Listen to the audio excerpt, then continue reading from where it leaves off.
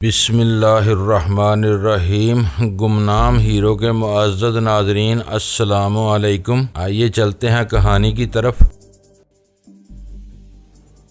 लेकिन मैंने अपने बड़ों से तुम्हारा बहुत जिक्र सुना है। मेरे बारे में तुम BH1 से अपनी तसल्ली कर सकते हो। इसका लहजा सच्चाई का गुमाज था। मेरा शुबा दूर हो गया, दिल की कदूरत धुल गई और मैंने अपना पिस्तौल वाला हाथ नीचे गिरा लिया। इसने भी मशीनी अंदाज में अपने दोनों हाथ नीचे कर लिए। मुझे याद आया कि अव्वल खान ने मुझे इसका नाम बताते हुए ये भी कहा था कि शायद वो मुझे नहीं पहचानता हो। तुम्हारा नाम नसीमुल हसन है? मैंने इससे पूछा और इसके चेहरे पर हैरत तैर गई। हाँ सर, वो अमेज मुसर्रत के साथ बोला। ये मेरी खुशकिस्मती है कि मुझे कराची आते ही तुम्हारे साथ काम करने का मौका मिल गया। मेरी किसी बात से तुम्हें तकलीफ पहुंची हो तो मैं माफी चाहता हूँ। पिछली दीवार का ख्याल रखो, वो सफेद चमड़ी वाली औरत है, इसी तरफ से अंदर कूदेगी। इसे ये हदायत देकर मैं इसके ऑपरेटर समेत लान की तरफ चला गया ताकि मेरी आवाजें बाहर तक न सुनी जा सके। मैंने एंटीना का सरा खींचना चाहा लेकिन इसका साइज वही रहा। BH15 calling BH1 over. Operators on करके मैंने बटन दबाया और ऑपरेटर्स अपने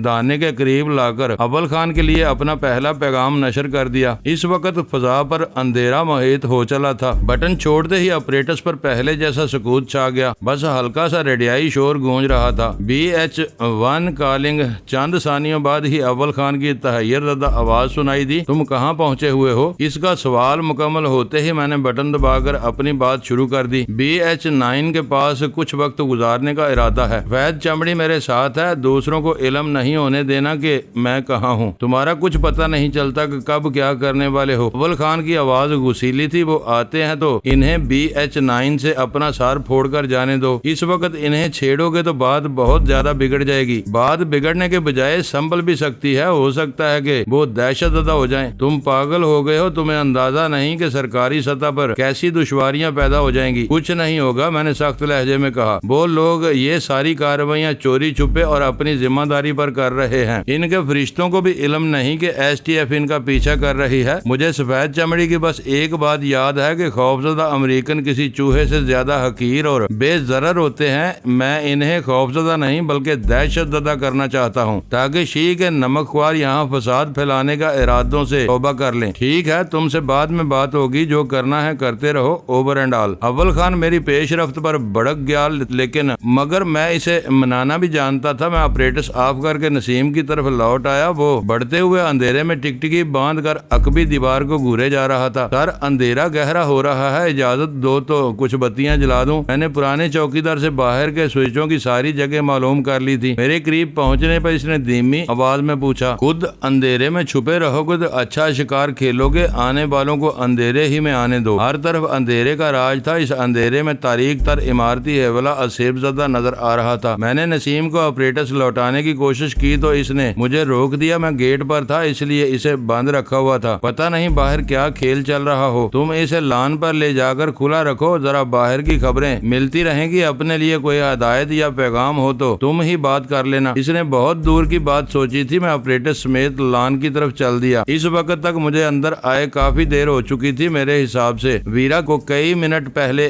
दीवार फांद कर अंदर आ जाना चाहिए था, लेकिन वो गायब थी। बाहर से किसी फायर या हंगामे की आवाज न आने के बावजूद मुझे इसके बारे में तशवीश होने लगी थी। मैंने चंद सानियों तक वीरा के बारे में सोचने के बाद गैर इरादी तौर पर ऑपरेटर्स का स्विच ऑन किया तो इस पर पहले से कोई पैगाम नशर हो रहा था। जारी है, इसकी रफ्तार तेज है, मैं इसके पीछे हूँ। Over. BH1 calling. Mobile unit से पैगाम खत्म होते ही अव्वल खान की आवाज गूंजने लगी। होटल के गिर्द मौजूदा चारों मोबाइल यूनिट्स BH3 के पीछे जाएं। फॉर्मेशन नंबरों के हिसाब से होगी। सबसे पहले BH3 और सबसे पीछे BH7 होगा। थोड़े फासले के बाद BH3 रिपोर्ट देकर किसी भी सड़क पर मुड़ जाएगा। BH4 सुरख कार का पीछा करता रहेगा। BH3 चक्कर काटकर BH7 के पीछे पहुंचने की कोशिश करेगा। इस सुरख कार में मौजूद दोनों गोरे बहुत चालाक और खतरनाक हैं। तीसरा इनका ड्राइवर होने के साथ मुकामी तर्जमान भी हो सकता है। हर 1 किलोमीटर के बाद पीछा करने वाली गाड़ी बदली जानी चाहिए ताकि गोरों को ताकत ताकब का शुबा न हो, चक्कर काट कर लौटने की। गाड़ी अपनी फॉर्मेशन खो बैठे तो इसे अपनी रफ्तार कम करके पैगाम का इंतजार करना हो चाहिए। ओवर। BH3 रिपोर्टिंग, मैं आगे बाएं तरफ मुड़ रहा हूँ, सुरखकार सीधी जा रही है। ओवर। BH4 रिपोर्टिंग, अब मैं सुरखकार के पीछे हूँ, सुरखकार अब क्लिफ्टन के पुल से गुजर रही है, ट्रैफिक के रश की वजह से रफ्तार कम हो चुकी है। ओवर। अव्वल खान के बाद वो तीसरी आवाज थी। बज़ाहिर वो आम से रेडियाई पैगाम थे जो STF की एक मखसूस फ्रीक्वेंसी पर नशर किए जा रहे थे, लेकिन मेरे लिए इनमें अजीब ही लज्जत और सनसनी पोशीदा थी। नसीमुल हसन ने मुझे अपरेटस ऑन करने का मशवरा बर वक्त मशवरा देकर चूहे और बिल्ली के इस दिलचस्प खेल में शरीक होने का मौका फराहम कर दिया था। मेरा जहन तेजी से काम करने लगा। नक्शा कुछ यूं बन रहा था कि CIA के दोनों अहलकार किसी होटल में ठहरे हुए थे और अव्वल खान ने अपने 5 आदमी अलग अलग गाड़ियों में होटल के गिर्द फैलाए हुए थे ताकि इन दोनों की रवानगी की सूरत में इंतहाई मुनज़्ज़म अंदाज में इनका ताक़ब किया जा सके। वो दोनों सुरखकार में मुकामी ड्राइवर के साथ होटल से रवाना हुए तो इनका पीछा शुरू कर दिया गया। दिलचस्प बात यह थी कि वो क्लिफ्टन का पुल अबूर कर रहे थे, यानी वो हमारी तरफ भी आ सकते थे क्योंकि पुल के बाद ही क्लिफ्टन,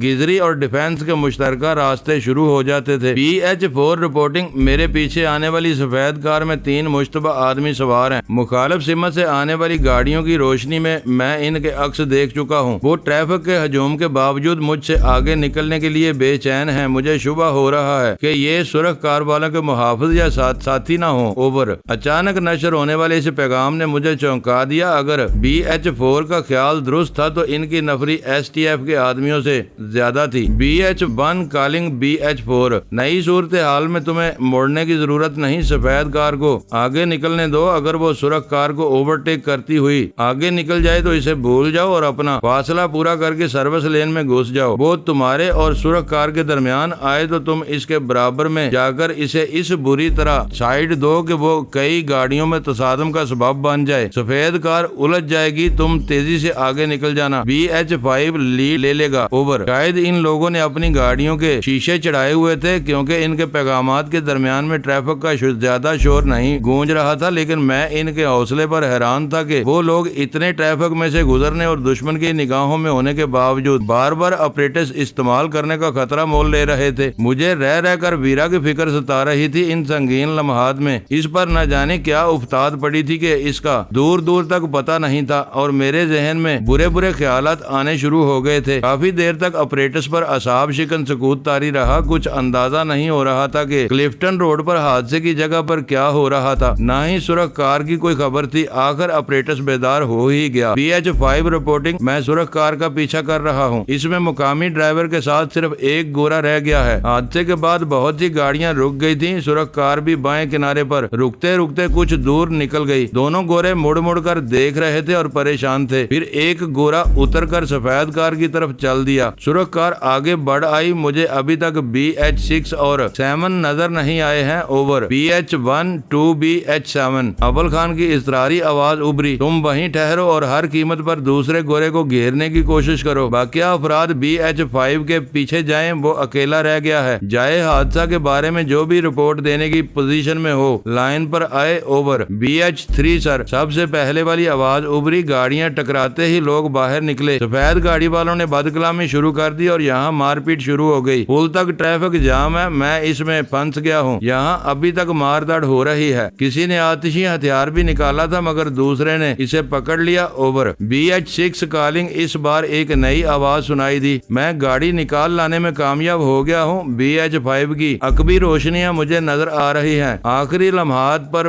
मैंने BH7 को गोरे के पास मंडलाते हुए देखा था। सफेद गाड़ी के उलझ जाने से गोरा सख्त परेशान था। ओवर। वो तफसीलात सुनकर मेरा दौराने खून तेज हो रहा था और सर पर जंगी जुनून सा सवार हुआ जा रहा था। हम सनसेट बुलेवार्ड पर आ गए हैं। पीछे ट्रैफिक जाम होने से सड़क पर गाड़ियां कम रह गई हैं। अगर सुरख कार सीधी दौड़ती रही तो मैं ट्रैफिक सिग्नल से पहले BH6 के लिए जगह खाली कर दूंगा और इसके पीछे चलता रहूंगा। अभी तक सुरख कार की मंजिल का अंदाजा नहीं हो सका है। ओवर। ये पैगाम BH5 की तरफ से था। शाबाश, तुम बहुत अच्छे जा रहे हो। अव्वल खान की पुरजोश आवाज उभरी। हमारे अंदाजे दुरुस्त मालूम हो रहे हैं। सुरख कार यकीनन 0 पॉइंट का रुख करेगी जहां BH9 और 15 पूरी तरह तैयार हैं। इनकी मंजिल का यकीन होते ही तुम लोग लोग गलियों में घुसने की बजाय ताकब तर्क करके सुरक्षकार को 0 पॉइंट पर घेरने की कोशिश करो। नाकाबंदी होते ही वो हथियार डाल देंगे। गैर जरूरी कश्तो खून नहीं होना चाहिए। ओवर। अव्वल खान की जुबान से अपना जिक्र सुनते ही मुझे ख्याल आया कि मैं किसी अहमक की तरह सबकी बातें सुनता चला जा रहा था। खुद खामोश बैठा हुआ था। मैंने फौरन ही लाइन ले ली। BH-15 to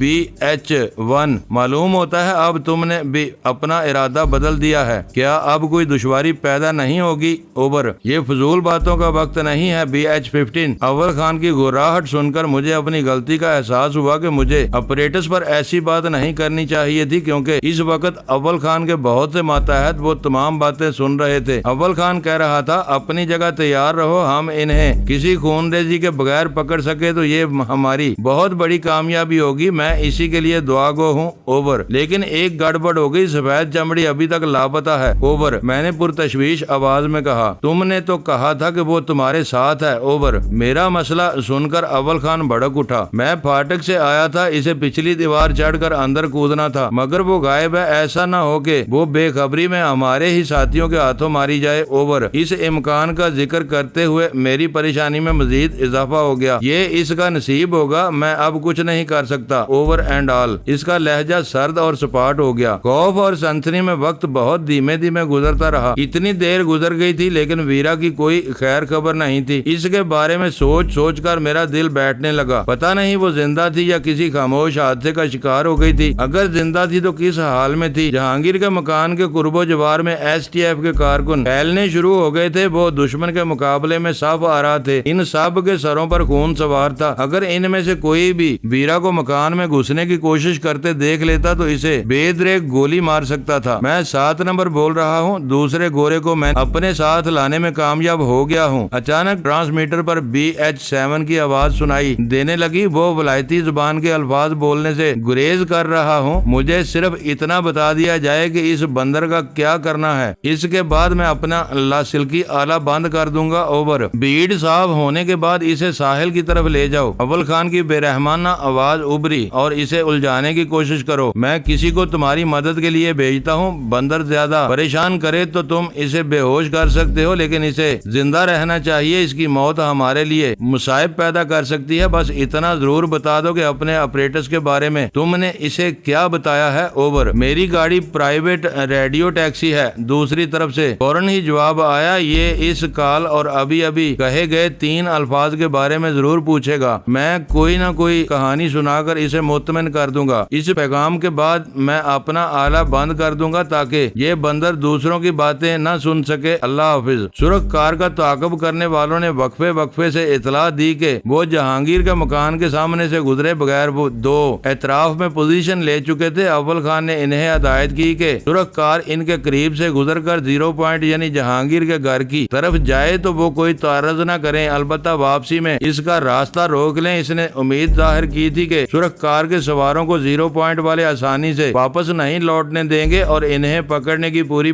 कोशिश करेंगे। चंद ही सानियों बाद BH-5 की पुरजोश आवाज उभरी। सुरक्षकार एक गली से नमूदार होकर जहांगीर के मकान की तरफ घूमी थी। इसकी रफ्तार सुस्त थी और इसमें मौजूद गैर मुल्की अकबी निशिस्त छोड़कर ड्राइवर के बराबर वाली सीट पर मुंतकिल हो चुका था। स्ट्रीट लाइट की रोशनी में वो दोनों वाज़े तौर पर देखे गए थे। होशियार, मैंने दबी आवाज में BH-9 को खबरदार किया। वो लोग बहुत करीब आ चुके हैं। मेरा पिस्तौल पहले से लोड था। मैंने ऑपरेटर्स की आवाज इतनी कम कर दी कि बस मैं पैगामात वाज़े तौर पर सुन सकूं। फिर मैं लान के सरे पर पहुंच गया जो फाटक से करीब था। अचानक ही एक फायर हौलनाक आवाज गूंजी। इसी के साथ एक लर्ज़ाखेज इंसानी चीख सुनाई दी। ऑपरेटर्स बेदार हो गया। BH-5 हज़ियानी आवाज में बोल रहा था, तुरक कार पर कहीं से फायर हुआ है और कोई हलाक या जख्मी हुआ है। कार सड़क पर लहराकर झटके से रुक गई है। शायद इस गाड़ी का ड्राइवर नामालूम गोली का निशाना बना है। मेरे लिए क्या हुक्म है? ओवर। फायर करने वाले को देखने की कोशिश करो। मैं पैगाम का सिर्फ इतना ही हिस्सा सुन सका क्योंकि फजा दूसरे और फिर तीसरे फायर से लर्ज उठी थी। तीसरे फायर के साथ एक चीख भी गूंजी थी। बाहर 3 फायर हो चुके हैं। मैंने बटन दबाकर इज़तरारी लहजे में बोलना शुरू कर दिया। 2 कर्बनाक चीखें भी सुनाई दी हैं। वो दोनों हलाक या जख्मी हो चुके हैं। मैं बाहर निकलने की कोशिश करता हूँ क्योंकि वीरा अभी तक लापता है। कहीं वो इनकी गोलियों की ज़द में आकर न मारी जाए। ओवर। वीरा का ख्याल जहन से निकाल दो। अव्वल खान की सख्त आवाज गूंजी। जो दार डिसिप्लिन की परवाह न करे, इसे इसके हाल पर छोड़ देना चाहिए। हो सकता है कि वो दोनों सिर्फ जख्मी हुए हों और तुम्हें 0 पॉइंट से निकलते देखकर बाड़ पर रख लें। जब तक बाहर फैले हुए मेरे आदमी क्लियरेंस न दें, तुम बाहर नहीं निकलोगे। ओवर। इसी लम्हे चौथा फायर हुआ। चारों आवाजें यकसा और बड़े बोर के किसी पिस्तौल की थी। चौथे फायर के जवाब में एक नकाहत ज़दा और अधूरी इंसानी चीख गूंजी थी। शायद वो कोई जख्मी था जो चौथी गोली की जद में आया था। चौथा फायर हुआ है। ऑपरेटर्स पर इस बार BH6 बोल रहा था। मैंने फायर करने वाले की पोजीशन देख ली है। गोलियां ऊपर से आ रही हैं। वो जो कोई भी है 0 पॉइंट के करीब एक घने दरख्त पर चढ़ा बैठा है। अगर मैं इस दरख्त के पत्तों में एक हल्का सा ब्रश चला दूं तो वो घबराकर नीचे आने पर मजबूर हो जाएगा। ओवर। अभी दरख्त पर फायर न करना। वो अव्वल खान की आवाज थी। एक वक्त में 2 मुहाज मत खोलो। दरख्त वाला खुद फंस चुका है। अब वो तुमसे बचकर नहीं निकल सकेगा। फिलहाल तुम सुरख कार वालों पर अपनी पूरी तवज्जो मरकूज रखो। कार की क्या पोजीशन है, इसके दोनों सवार क्या कर रहे हैं, गौर से देखकर मुझे रिपोर्ट दो।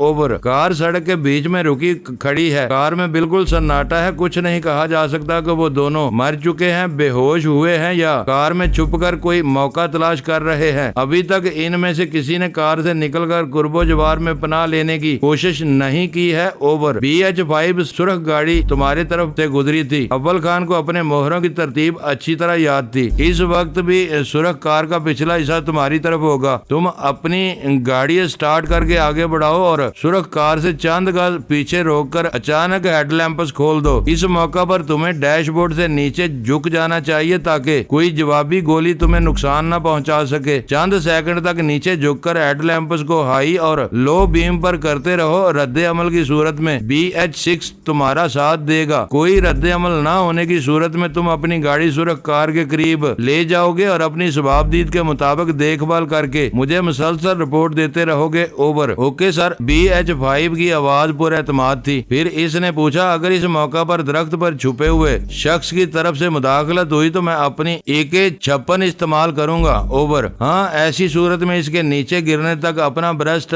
न रोकना। ओवर। अव्वल खान का लहजा बेरहमाना था। मेरे दिल की धड़कनें तेज हो गई। वीरा तयशुदा प्रोग्राम से इनहराब करके कहाँ रह गई थी। कहीं आखिरी लम्हात में इसकी खोपड़ी ने कोई गुल तो नहीं खिलाया था। सुरख कार वालों को गोलियों का निशाना बनाने वाला कौन हो सकता था। कहीं वीरा ही तो दरख्त पर चढ़कर इनकी गात में नहीं बैठ गई थी। मैं टहलता हुआ नसीम के करीब पहुंच गया। मैं इन्हीं ख्यालात में खोया हुआ था कि धमाके की एक तेज आवाज पर नसीम ने भड़क कर अपनी चादर में से छोटी नाल वाली एक खुदकार सब मशीन गन बरामद कर ली और इसे मेरे अकब में किसी पर सीधा करके गुर्राया। कौन है? वहीं रुको। मैं सूरज से पलटा तो अहाते की दीवार के करीब अंधेरे में सीधा होता हुआ एक हेवला नजर आया। वीरा। इस तरफ से मध्यम से सरगोशी सुनाई दी। इस बार मैंने आवाज के साथ इस हेवले को भी पहचान लिया। वो वीरा ही थी। मैंने हाथ से नसीम की सब मशीन गन की नाल नीचे करते हुए इज़तरारी लहजे में वीरा से कहा, तुम कहाँ मर गई थी? तुम्हें पता है कि यहाँ क्या हो रहा था? इस वक्त यहाँ हर तरफ मौत और दहशत का राज है। इसमें 4 गोलियां कम हो चुकी हैं। वीरा ने अपना पिस्तौल जेब से निकालकर खुश दिली से कहा, मुझे खुशी है कि काफी अरसे से मशक न होने के बावजूद मेरा निशाना खराब नहीं हुआ। तो क्या दरख्त पर तुम ही चढ़ी बैठी थी? मैंने बेयकीनी से सवाल किया। नसीम भी अंधेरे में हैरत से आंखें फाड़ फाड़ कर वीरा को देखने की कोशिश कर रहा था। मकान का तवाफ करते हुए इत्तफाकन मेरी नजर इस घने दरख्त पर पड़ गई थी। वो हंसकर सरसरी अंदाज में बताने लगी, इस दरख्त का बेशतर फैलाव बाहर की तरफ है, लेकिन कई गुंजान शाखें इस अहाते में भी आई हुई हैं। अपना काम खत्म करके मैं इन ही के जरिए अंदर कूदी हूँ। हैरत है कि जहांगीर को कभी ये शाखें कटवाने का ख्याल नहीं आया। वीरा की बातों पर चंद सानियों कबल होने वाली खूनरेजी का कोई असर नहीं था। इसी वक्त ऑपरेटर्स पर B5 की आवाज उभरने लगी। हेडलैंप्स को धीमा और तेज करने से कोई फर्क नहीं पड़ा। तुरंत कार में बदस्तूर सन्नाटा है। अब मैं अपनी गाड़ी आगे ले जा रहा हूँ। अब भी इधर सन्नाटा ही है। ओह, ये दोनों ही बेसुध पड़े हैं। ड्राइवर का सर लहूलुहान है और वो स्टीयरिंग से उलझा हुआ है। सफेद फार्म का चेहरा खून में डूबा हुआ है। वो भी ड्राइवर के पहलू में पर डलका हुआ है। विंडशील्ड रेजा रेजा हो चुकी है। मेरा अंदाजा है कि गोलियों के साथ शीशे के टुकड़े ने भी इन दोनों को बहुत जख्मी किया है। अभी तक दरख्त वाले की तरफ से किसी रद्दे अमल का मुजाहरा नहीं हुआ, लेकिन मैं इससे निमटने के लिए पूरी तरह तैयार हूँ। सामने से शायद BH6 की गाड़ी भी चल पड़ी है। वो सिर्फ पार्किंग लाइट से जलाकर मेरी तरफ आ रहा है। हालात पूरी तरह काबू में नजर आ रहे हैं। ओवर। BH15 ऑपरेटर्स पर अव्वल खान की आवाज गूंजी, अब तुम भी बाहर निकलकर इन लोगों की मदद करो और दरख्त वाले को तलाश करो, ओवर। इसके खामोश होते ही मैंने अपनी बात शुरू कर दी। वीरा वापस आ चुकी है, दरख्त पर से इसी ने फायरिंग की थी, ये इसी दरख्त की शाखों के सहारे घर में कूद चुकी है, मेरे साथ ये भी बाहर जा रही है, ओवर। ये किसी दिन तुमको तबाह कर देगी। वो इंकशाफ सुनकर अव्वल खान का गुस्सा अपनी इंतहा को पहुंच गया। इसका निशाना जरा भी चूक जाता तो ये पूरा ऑपरेशन बर्बाद हो सकता था। आइंदा मैं सोच समझकर फैसला करूंगा। BH5 वीरा पर अपनी बरहमी का मुख्तसर सा इजहार करके वो अपने आदमी से मुखातब हो गया, तुम अपनी गाड़ी BH15 के हवाले कर दो और सुरख गाड़ी को दोनों लाशों या जख्मियों समेत साहिल के किसी वीरान हिस्से की तरफ निकाल ले जाओ, मैं खुद भी रास्ते में हूँ। किसी भी लम्हे BH7 का पैगाम आ सकता है, तुम्हारे पास खुसूसी शनाख्त है, रास्ते में रोक टोक हो तो तुम बिला झिझक अपनी शनाख्त इस्तेमाल कर सकते हो। इस गाड़ी को छोड़कर तुम्हें वापस आना है। BH3 और 4 जहाँ भी हो फौरन स्टेशन वापस लौटें, अब वहाँ ज्यादा भीड़ भाड़ की जरूरत नहीं है, ओवर। सर ये दोनों मर चुके हैं, ऑपरेटर्स पर BH5 की आवाज सुनाई दी। इस वक्त तक हम तीनों घर से बाहर निकल चुके थे। हैरत की बात ये है कि फायरिंग के बावजूद यहाँ कोई घर से बाहर नहीं निकला। हद ये है कि आसपास के बेशतर घरों की रोशनियां गुल की जा चुकी हैं, ओवर। हम तीनों सुरख कार तक पहुंचे तो वहां मौजूद दोनों आदमी ड्राइवर की डरावनी लाश को अकबी पायदान में डाल चुके थे। वो ट्रांसमीटर पर सारी गुफ्तगू सुनते रहे थे, इसलिए इन्होंने वीरा को खुशगवार हैरत से देखा। वीरा रस्मी सी मुस्कुराहट के बाद एक कपड़ा लेकर ड्राइविंग सीट और स्टीयरिंग पर से खून साफ करने लगी। आनन फानन में दोनों लाशें अकबी पायदान में पहुंच गयी। विंड शील्ड का बेशतर हिस्सा फायरिंग के नतीजे में अलग होकर अंदर बिखर चुका था। शीशे के जो टुकड़े रबर और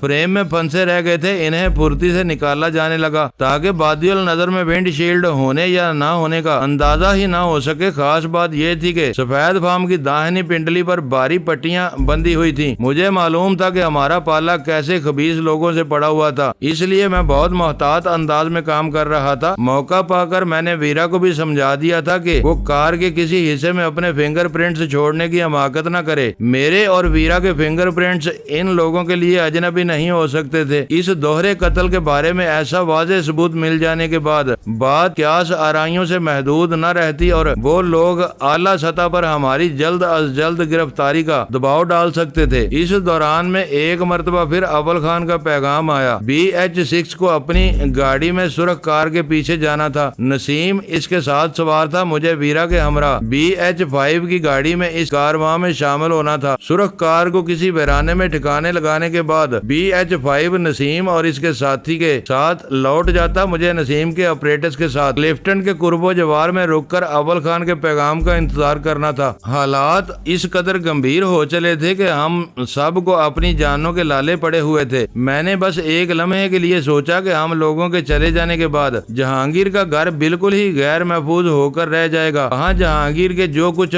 भी असासे रहे हों वो अपनी जगह थे, लेकिन मेरी बहुत बड़ी रकम डॉलरों की शक्ल में इसकी तिजोरी में महफूज थी और मैं जरूरत के वक्त इसमें से पैसे लेता रहता था। ये वो खतीर रकम थी जो मैंने शी वालों की गन बूट की फरोख्त से हासिल की थी और पाकिस्तान पहुंचने के बाद इमानत के तौर पर सलमा के पास रखवा दी थी। वीरा के चारों फायर इतने बेखता साबित हुए थे कि इनसे सुरख कार के इंजन को कोई नुकसान नहीं पहुंचा था। BH5 ने ड्राइविंग सीट संभालकर अग्निशन में चाबी घुमाई तो इंजन एक इशारे से बेदार हो गया। जहांगीर के घर के कुर्बो जवार में इतने तवातर के साथ फायरिंग के खून रेज वाकयात रूनमा हो चुके थे कि इस इलाके के वासियों ने दहशतज़दा होकर इनसे अलग रहने को अपना वतीरा बना लिया था। हम लोगों के रवाना होने तक किसी ने अपने घर से बाहर आकर कोई बात जानने की कोशिश नहीं की थी। BH5 पेशा वराना मामलात में खासा काया था। क्लिफ्टन का रुख करने के लिए इसने किसी भी बड़ी सड़क पर निकलने की हमाकत नहीं की, बल्कि अंदर ही अंदर पतली पतली सड़कों से होता हुआ पहले निस्बतन कम आबाद इलाके में दाखिल हुआ, फिर बिल्कुल ही गैर आबाद हिस्से में पहुंच गया जहां जेरे तमीर सड़कों के सिवा किसी दूसरी सहूलत का नामो निशान नहीं था। BH5, 6 और 9 की रवानगी के बाद हम दोनों न सिर्फ बिल्कुल फारग थे बल्कि हमारे पास अपनी सवारी भी मौजूद थी। अव्वल खान की हिदायत के मुताबिक हमें इसी इलाके में मौजूद रहकर इसके अगले पैगाम का इंतजार करना था जो ऑपरेटर्स पर किसी भी वक्त मौसूल हो सकता था। सुरख कार न्यू क्लिफ्टन और डिफेंस के मेरीना बीच के दरमियानी इलाके में छोड़ दी गई थी, जहां सुस्त रफ्तारी से होने वाली साहिली तामीरात के बावजूद इस वक्त पुरहोल सन्नाटे का राज था। वहाँ से निकलने के बाद हम दोनों ने साहिल समंदर के साथ बनी हुई तवील सड़क का पूरा चक्कर लगा लिया, लेकिन हम ऐसी किसी कार को तलाश करने से कासर रहे जिसमें BH7 या दूसरे सफेद फार्म कैदी की मौजूदगी का शुबा किया जा सकता। वीरा का आइसक्रीम खाने का मूड हो रहा था। मेरे लिए वो बाज़ औक़ात बिल्कुल ही नाकाबिले फहम साबित होती थी। दुश्मन कैसा ही खतरनाक मुजरिम क्यों न हो, लेकिन बहरहाल एक इंसान ही होता है, और किसी भी इंसान के कत्ल के बाद एक नॉर्मल शख्स घंटों बल्कि कई दिनों तक शदीद असाबी दबाव का शिकार रहता है। बाज़ औकात तो ऐसी ज़हनी तनाव की वजह से रात की पुरसुकून नींदें तक हराम होकर रह जाती हैं। लेकिन वीरा का मिजाज ही अजीब था। इसने थोड़ी देर पहले अपने हाथों से सुरख कार के 2 सवारों को हलाक किया था, लेकिन वो जरा भी मुज़हमल, मुज़तरब या पशेमान नजर नहीं आ रही थी। इसने जब आइसक्रीम खाने की ख्वाहिश जाहिर की तो मैं बस इसे घूर कर रह गया। अव्वल खान के पैगाम का इंतजार न होता तो मैं फिनलैंड में स्काई व्हील के झूले में बैठकर यक बस्ता आइसक्रीम खाती। मेरी चुभती हुई निगाहों के जवाब में इसने सुलगाने वाली मुस्कुराहट के साथ कहा, दुश्मन को मारकर इसका शौक मनाना बुज़दिली की निशानी है। मुझसे ये तवक्को न रखो कि अब मैं इन दोनों की नागहानी मौत पर पछताते हुए अपना खाना पीना हराम कर लूंगी। ये काम हेनरी ड्रैक नॉर्मन बेहतर तौर पर करेगा। अव्वल खान तुम्हारी मनमानी पर बहुत गुस्से में है। सामना होते ही वो तुम्हारा दिमाग दुरुस्त कर देगा। क्या फर्क पड़ेगा, वो डटाई से बोली। मुझे जो करना था मैंने कर लिया। अब इसे अपने दिल की भड़ास निकालनी है तो वो निकालता रहे। मैं कान दबाकर सब कुछ सुन लूंगी। मैं अपने मुखलस दोस्तों की जुबानी चांदमारी का कभी भी बुरा नहीं मनाती। थक हार कर वो खुद ही खामोशी इख्तियार कर लेगा। लेकिन जब सब कुछ एक मुनज़्ज़म मंसूबे के तहत चल रहा था तो तुम्हें दरमियान में अलग रास्ता अपनाने की क्या जरूरत थी? तुम इन सब को अहमक समझती हो जो इन्हें घेरने की कोशिश कर रहे थे। मुझे बस एक ही खदशा था कि तुम लोग इन्हें जिंदा पकड़ने की कोशिश करोगे और इन्हें अपने मुंह की छछूंदर बना लोगे। ताकत के नशे में बदमस्त दुश्मन का बस एक ही इलाज होता है कि इसके आदमियों को पकड़ो और बेदर्दी से ज़िबा कर डालो। वो झुंझलाकर अपने बाल नोचने पर मजबूर हो जाएगा। इसके आदमियों को पकड़कर पालोगे तो वो इनकी बाजियाबी के लिए एड़ी चोटी का जोर लगाकर तुम्हारी जिंदगी अजीरन कर देगा। टिम क्लार्क के बारे में मैंने यही कहा था और अब भी मेरी यही सोच थी। दुश्मन को 4 चोट की ऐसी मार मारो कि इसे अपने जख्म सहलाने से फुर्सत न मिल सके। तुम लिख कर रख लो कि सुरख कार की दरियाफ्त पर वो आवाज बागता हो जाएंगे। मैंने डिफेंस के इलाके में जाने वाली सड़क पर वाक़या एक फास्ट फूड रेस्टोरेंट पर कार रोक ली। आइसक्रीम आते ही मुझे अपने साथियों का ख्याल आया। मैं इन्हें कुछ बताए बगैर STF के इन मुहाफिजों के साथ निकल खड़ा हुआ था जो नादिया की लाश ठिकाने लगाने के लिए निकले थे। मेरा अंदाजा था कि वो दोनों अपना काम से निमट कर बहुत देर पहले फैक्ट्री वापस लौट चुके होंगे। इनके पहुंचने के बाद बाकिया लोगों का मेरे और वीरा के लिए परेशान होना फितरी अमर था। इस रेस्तुरान में पब्लिक फोन नहीं था, लेकिन काउंटर वाले ने मेरी दरख्वास्त पर फोन उठाकर मेरे सामने रख दिया। सिलसिला मिलने पर दूसरी तरफ से सुल्तान शाह लाइन पर आया। मैंने इसकी आवाज पहचानते ही कहा, हमारे बारे में फिक्रमंद होने की जरूरत नहीं। शहर के बाद अब हम क्लिफ्टन में ओजोन से लबरेज हवाओं में सैर कर रहे हैं। सवारी भी अपनी है, वापसी में देर सवेर हो सकती है। वो शायद स्पीकर फोन पर बात कर रहा था क्योंकि फौरन ही गजाला की पुरतशवीश आवाज सुनाई दी। अंधेरा फैलने के बाद तुम्हें बाहर नहीं रुकना चाहिए। तुम खुद तमाम खतरात से बाखबर हो। मैं परेशान होकर 2 मरतबा अव्वल खान के घर फोन कर चुकी हूँ, मगर वो भी कहीं गायब है। अब तुम फौरन वापस आ जाओ। तुम्हारे बगैर हम तीनों खुद को उदास और तन्हा महसूस कर रहे हैं। मेरी समझ में नहीं आता कि आज तुमको बेवक्त तफरीह की क्या सूझी है।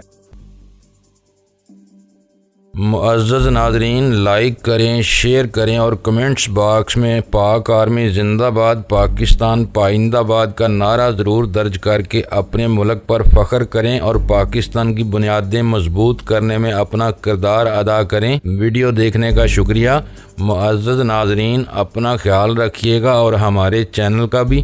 ISI पाक आर्मी जिंदाबाद, पाकिस्तान पाइंदाबाद।